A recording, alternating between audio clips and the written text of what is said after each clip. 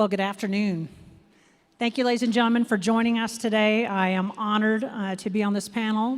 Lieutenant General DeAnna Burt. I am the Chief Operations Officer at the United States Space Force in the Pentagon.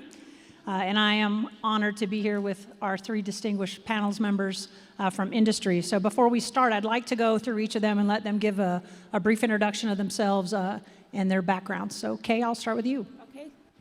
Thank you, General Burt, and welcome everyone. Thanks for being here this afternoon. Also, thanks to the AFA. Really appreciate that space is now included in this, and I think there's an important dialogue. I'm Kay Sears. I am the VP GM at Boeing for Space, Intel, and Weapons Systems. And just a little background, I've spent time in commercial as well as the military side. I worked for a bunch of commercial satellite operators providing services, bandwidth mostly, to the military during Desert Storm, OEF, OIF. Then moved into the manufacturing side, the OEM side of the business with Lockheed Martin, and worked the military space portfolio, and then came over to Boeing to really expand the missions. So pretty good perspective in terms of commercial and the military side of what we can do for our warfighters today. Thank you. Joel? Pleasure to be here. Joel Nelson, Senior Director of Space BMC3 Systems, kind of overseeing the front end of our business, strategy, business development. You know, I started out in space control back in the day and acquisitions in the Air Force, did some space operations, been in industry for about 15 years, so bringing a perspective of the acquirer, the operator, and industry. So I look forward to the panel. Jason. Hi, everybody. I'm Jason Brown. I'm the head of professional services for defense at Google. I'm a retired intelligence officer, was a former ISR wing commander, and AFCEN A2. Well, as you can see, we have an awesome panel, and so with that, we'll get started. You guys have heard a lot today about the Secretary's 7 operational imperatives, and so today's panel is really to talk about OI-1, which is an effective and resilient space order of battle and architecture, and so that's what we're going to talk about. We've talked about today China, China, China, and why we need that resilient architecture in order to continue to fight through that. We focus on our U.S. and allies and broad services to make sure that we are resilient and continue to provide that capability through all stages and continuums of conflict. You heard from General Saltzman today talking about how we have to move to removing that first mover advantage and resiliency in our architectures and the way we do that moving forward. And these 3 partners are critical in how we do that. So Kay, I'll start with you. What is your perspective on the support that industry provides to the U.S. government through commercial space-based technologies and how we use them, their availability during times of competition or conflict, and how can industry support sustained operations during a wartime surge? Thanks. Appreciate that question. I really believe there's kind of a major shift here, mainly because we have to be threat-driven, and the threat has changed so dramatically since OEF, OIF, when we actually really discovered that the space layer provides us huge advantage. Obviously, the Chinese noticed that too, and they have come after us big time. So the way that we use commercial during that last surge is very different than how we can use commercial going forward, I think. We had space, we owned space, we owned the space domain at that time, and commercial operators were putting up huge amounts of bandwidth, which was helping us bring back ISR across the Southeast Asia region, and very good working relationships. There was a way to lease bandwidth quickly, and I think commercial operators at that time were making a big difference, along with some of our ISR partners that were also launching systems that could take photos. And so they were doing a lot of the foundational collection and distribution of key data. And it was complementing what our defense systems were doing at the time. But if we're threat-based, then what has changed? Pretty much everything about that space domain. So now, when I look at what commercial can bring, I still believe there is a huge role there, but we have to be very realistic about what's going to be effective. And so when we think about resilient systems and what commercial can bring to resilient systems, we can play the numbers game, we can play the different orbits game, and commercial can be a part of that. The question, though, is when we actually go to war, what happens to those systems, and how do we think about our commercial partners? If they lose a system, what is the liability? Is the Space Force willing to cover that liability? And that would include future revenue of what that system might have provided for a commercial operator. Are they willing to take that risk? So it just raises, in my opinion, a lot of new questions about how we leverage commercial. It's not an if, it really is a how. And I think it comes down to being realistic about that conversation. Because when you're on the commercial side and you're not in the threat discussion, you're really thinking about the capability of your system. And in many cases, commercial systems have a lot of capability. They have high bandwidth, they have, you've got the numbers in proliferated LEO. But in a threat environment, it's not just about capability, it's about resiliency and how we protect those systems. So there's a dialogue there. It's different than what it was during the last surge. We need to be realistic about the threats and what they can do to commercial systems, and the commercial providers need to be aware of those threats as well. I do think there's things we can really invest in now that allow them to be part of the architecture and contribute to resiliency, things like compatibility, hosted payloads, on the networking side, common ground, common protocols and waveforms. Those are some of the investments I think we could do now to bring those systems into the fold. And then we need to have the very real discussion about liability and protection. No, agree. So we've heard from the CSO as well about his lines of effort, and the first being that we need to develop combat-ready forces that are resilient and are ready for the fight. A key part of that is ensuring our architectures are threat-informed and capabilities are delivered at an operationally relevant pace and speed. Joel, what is your perspective on how industry can accelerate acquisitions in the procurement of space systems and related technologies that generate affordable mass in terms of that resiliency we're looking for? Sure. One of the things I wanted to focus on was talent development. And it gets into the U.S. government side as well. I've had a conversation with Dave Hamilton at the DAF RCO over the years, as well as Kelly Hammett now at Space RCO. And one of the things we've been talking about are the qualities that make a really good program manager. Whether you're in the government or you're in industry, it's almost like people are moving through so quick, and we don't have the depth in program managers that I've seen at the NRO or some of these old space programs. And if you want to get to the speed of the acquisition, I really think it's that relationship between the government and the industry PM, government PMs that have been through the Education with Industry program. On the industry side, we got to understand the risk posture. How you set your mission assurance requirements and the risk posture will allow us to go quicker. Sometimes we forget what the risk posture was of a program when it launches and doesn't work, but that's really that partnership. And I think if we develop the talent on both sides of the fence, we can manage the budgets, manage the risk, and get to capability much quicker than we have been. No, thanks, Joel. And to that point, Jason, Joel's talking a lot about talent management and how we work to increase speed based on the folks that we have on either side of the government versus the commercial side. I would ask you, as we seek to reduce procurement timelines and advance operational capability, what are some of the key enablers and foundational technologies that could support that effort, not just the human capital element of it? Yeah, it's a big question. And I'm going to come back to talent because that's really needs to be foot stomped. But software and data are the capabilities that matter most in 2023. I was saying that a few years ago in the Pentagon. I'm not sure many people believed me. This is before the pandemic. I think there's a lot more believing that now. And so the short answer, what capability matters? The short answer is commercial cloud. Every enterprise that's competing is in the commercial cloud. We should ask ourselves, should warfighting be any different? Now, I'll probably talk later about, some of the things about maintaining, the proper level of classification in the commercial cloud.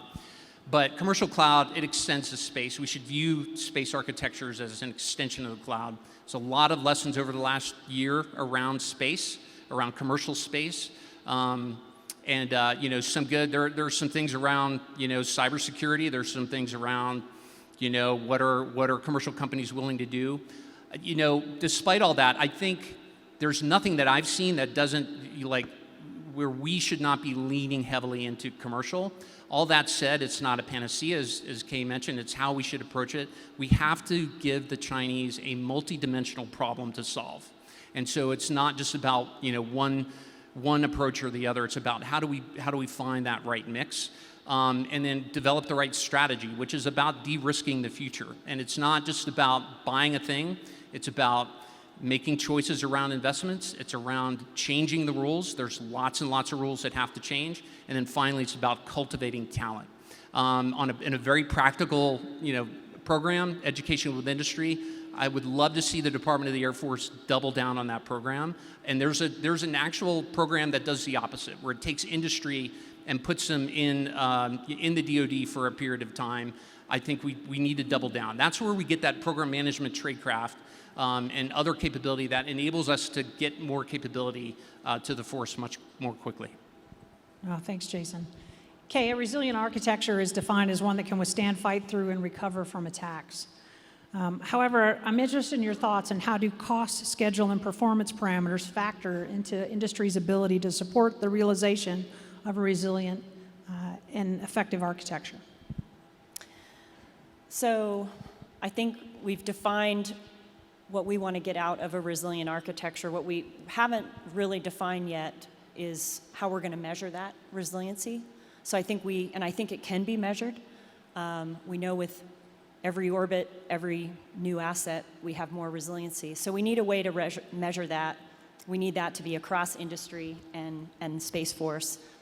And then, of course, requirements drive cost and schedule. The complexity of those requirements, how much new development is included in those requirements. Of course, today, our supply chain drives cost and schedule as well. But if you just look at requirements and the level of development, so if we can find a way how to measure resiliency, we can set those requirements at what that next thing that you're buying has to add to the architecture versus very complex requirements where we're not thinking about what is the piece of resiliency that this one asset or this constellation or this capability is going to bring.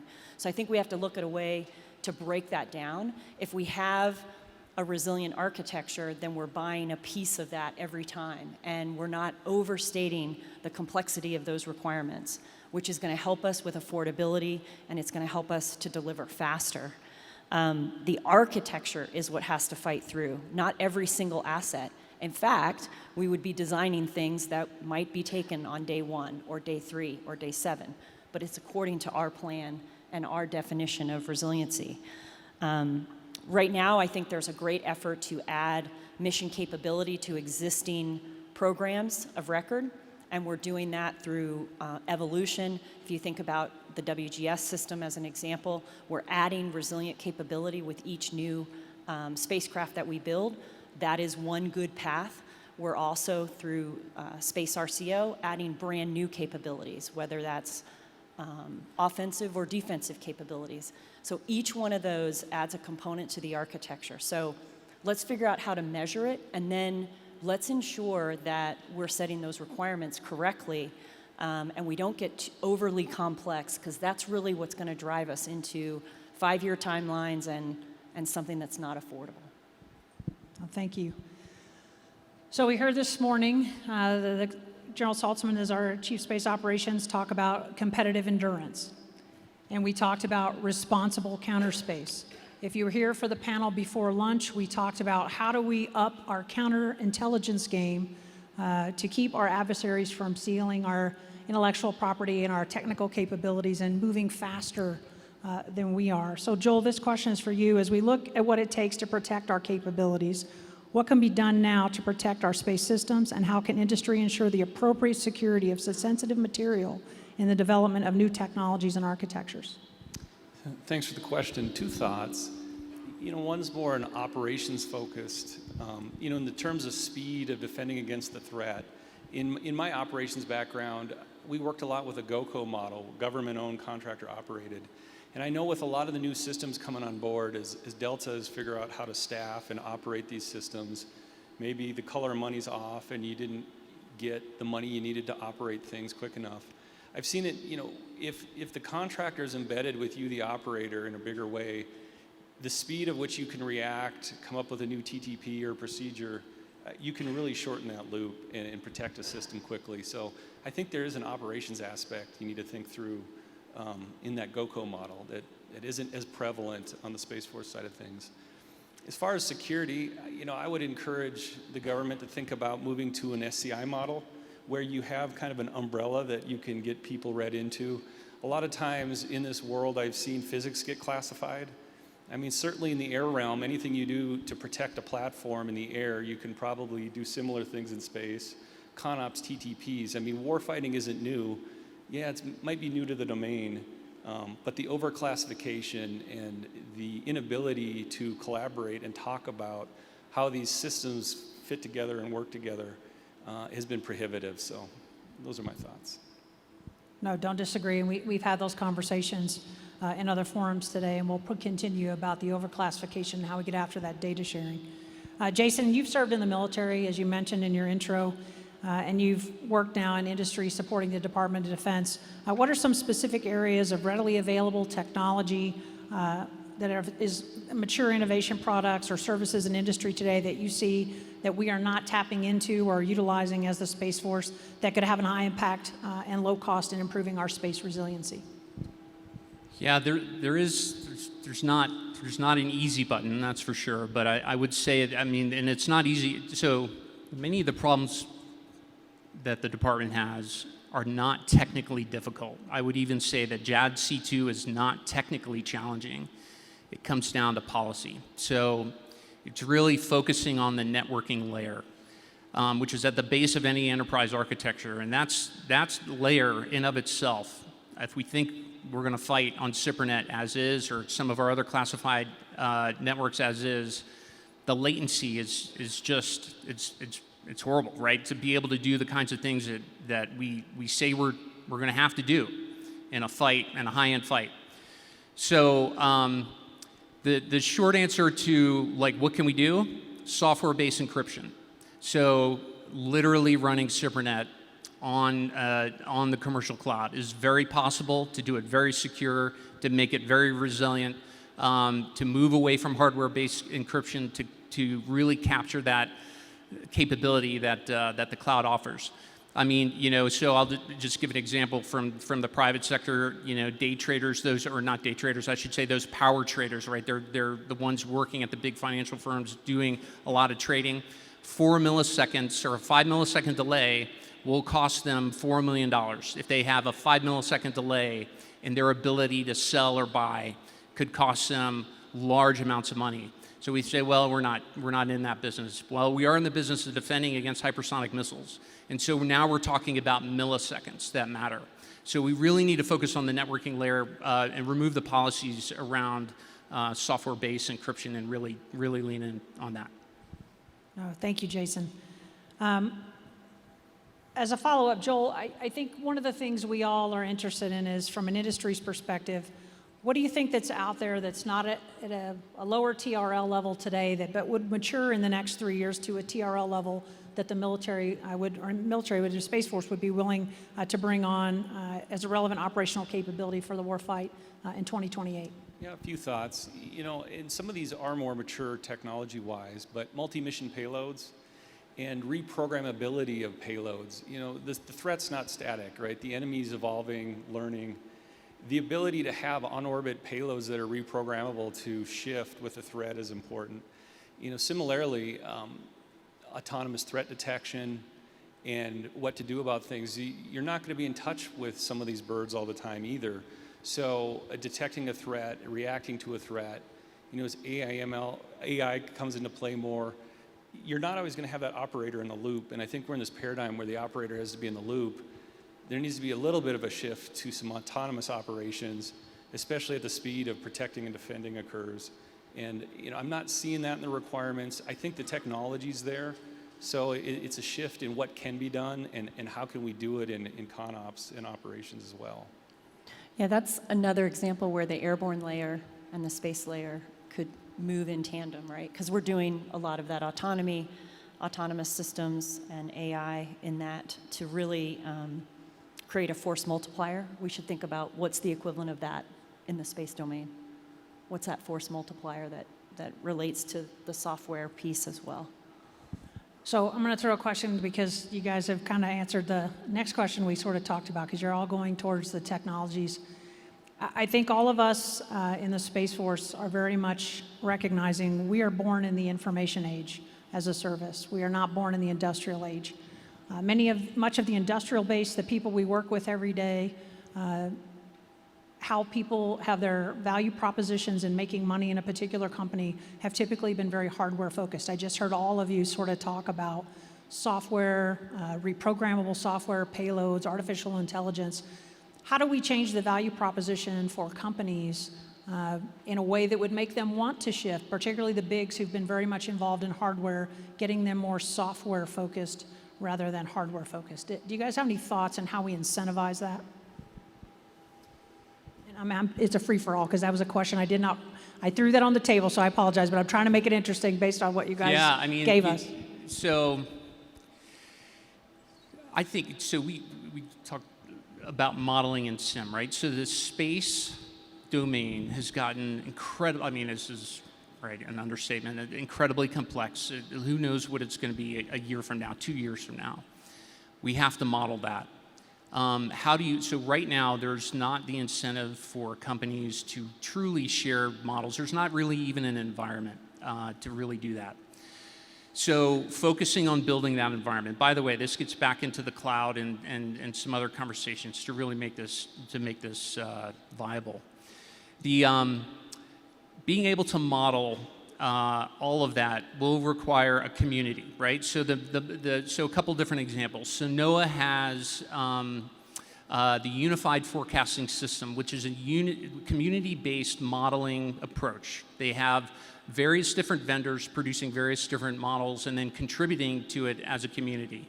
The driverless car industry, community-based kind of models. People are offering up new models based off of whatever research they're doing, whatever product that, it's a number of different players in that space. So being able to have a marketplace where people are offering models, that all starts with the requirements, by the way. We have to have a requirement to do all of these things. And it's not currently there. People are offering a model, they're saying it's open, it's not really open. It's open maybe to the vendor who produced it, but it's not open to the community. And that's, I think, the problem we have to solve. Yeah, I don't know. I disagree a little bit in terms of the open systems approach coupled with the digital engineering thread that we're trying to create. I think the big defense contractors realize that the value they can bring with open systems is what our customers want. And so being able to exchange those digital models, having early conversations about what kinds of digital tools are you using and when can we exchange, where could we meet, maybe in the cloud, to collaborate digitally. I think we're going to try to put our arms around this and carve everything out for ourselves. I think that those days are over. We see the value of open systems, of bringing payloads, apps on top of that, and capabilities, and building that system. That is what our customers are really asking for. So I see that happening now.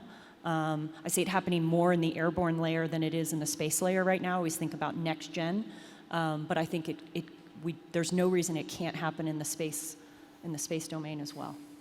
Yeah, and I think you bring up hardware and software. I've run both types of programs. Software is involved with a lot. I think sometimes we try to fit a hardware acquisition model to a software system. I think the government struggles with how do we buy software. We could go into examples of that. But we've also, I bring it back to the PMs, I feel like we've lost a generation of program managers that went to Silicon Valley. They haven't been in aerospace, maybe in the late 90s, early 2000s. So again, part of it's training, our PMs to understand how to convert commercial development models to the government, and likewise, how does the government really go about buying software? I think there's more we could do there to figure that out. No, I absolutely agree. I'll throw one more before we go to our closing question. My question to you is, what are we doing today as a government or the Space Force that you would say is obsolete and we have absolutely got to stop doing, in your opinion, based on how industry is going in the way we do business today?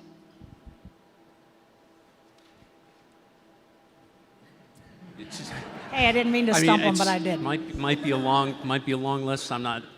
I know, it's So the probably a question. list. So what should the What state are we doing stop today? doing? What should we stop doing that's absolutely obsolete and it's hurting us to continue to do because we're not moving forward with where industry is going?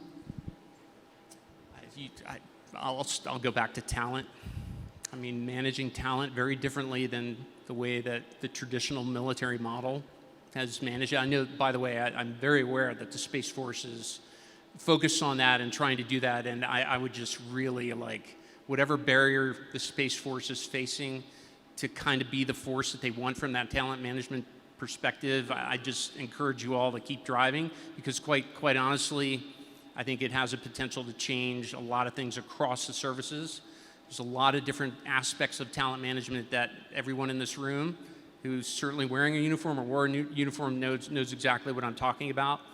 I think that there's a lot of, and some of it, quite honestly, is just fundamentally getting some of the IT fixed in the A1 world, right? I mean, 118 systems and databases, many of which written in COBOL. That's what I saw just a few years ago. I doubt it's changed that much.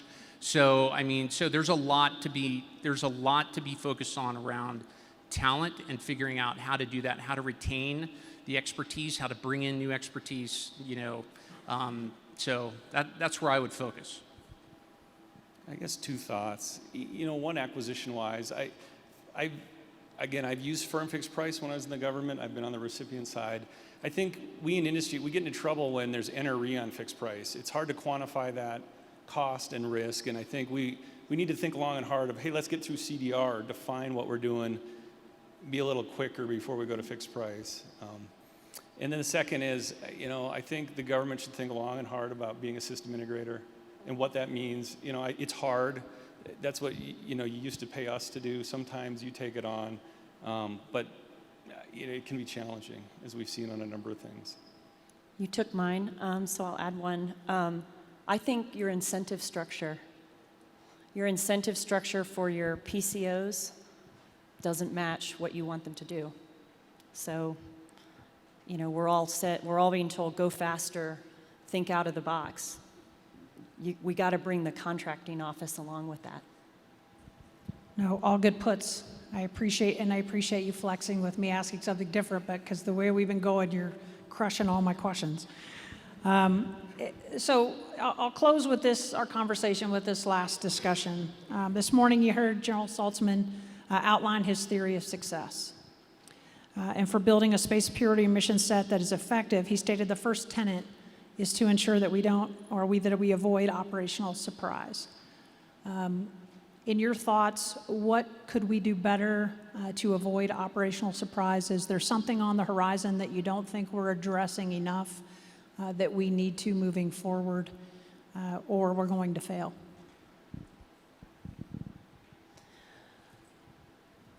I would say we underestimate the agility of our competitor and our threat.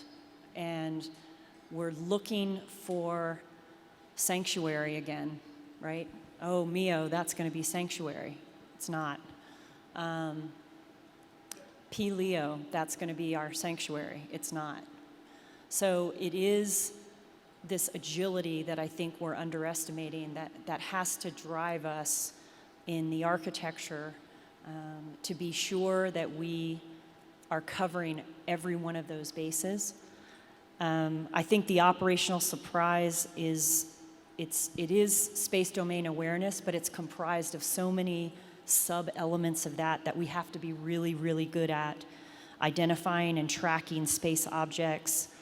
Obviously, the OODA loop that we talk about, the networked sensors and capabilities, that foundational network, so we can not just collect data, we can process it with decision systems at the speed of how we have to make those decisions.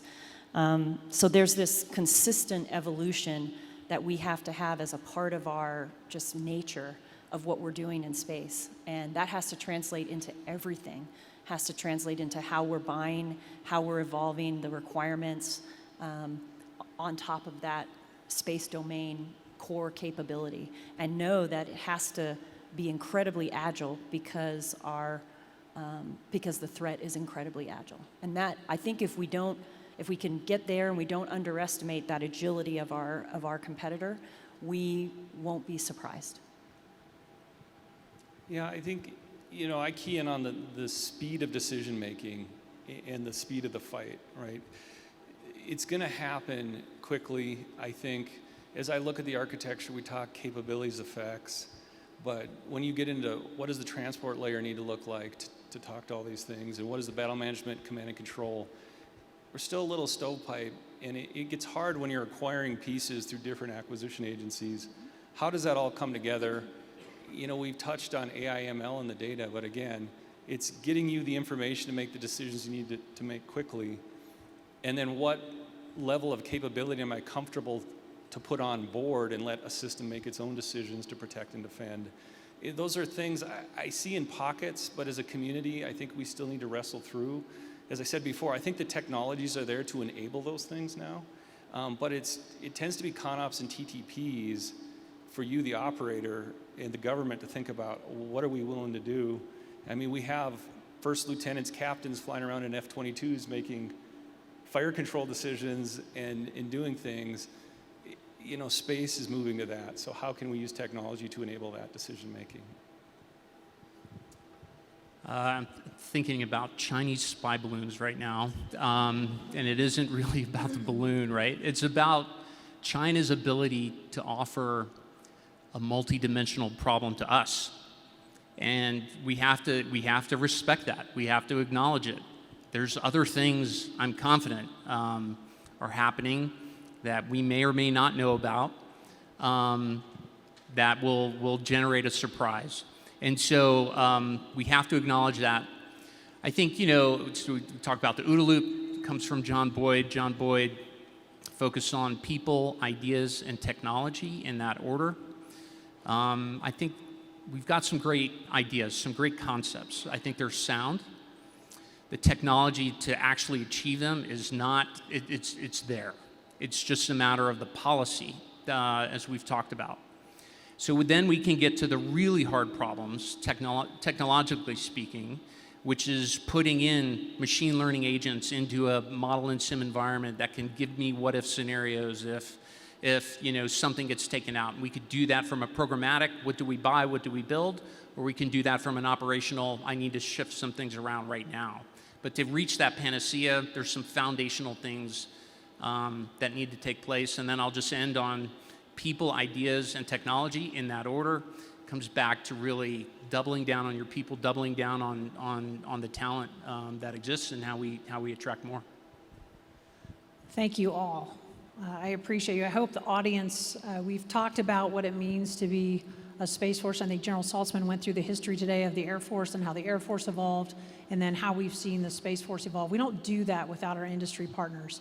And it has been amazing to see the growth in industry and what we've seen from all of you, particularly in about the last 10 years. We've just seen it just come like gangbusters. And that's been huge to us because as a Department of Defense, we cannot execute without an industrial base that is supporting us and providing those capabilities that we would then use to defend the nation. So thank you, all three of you, for being here today.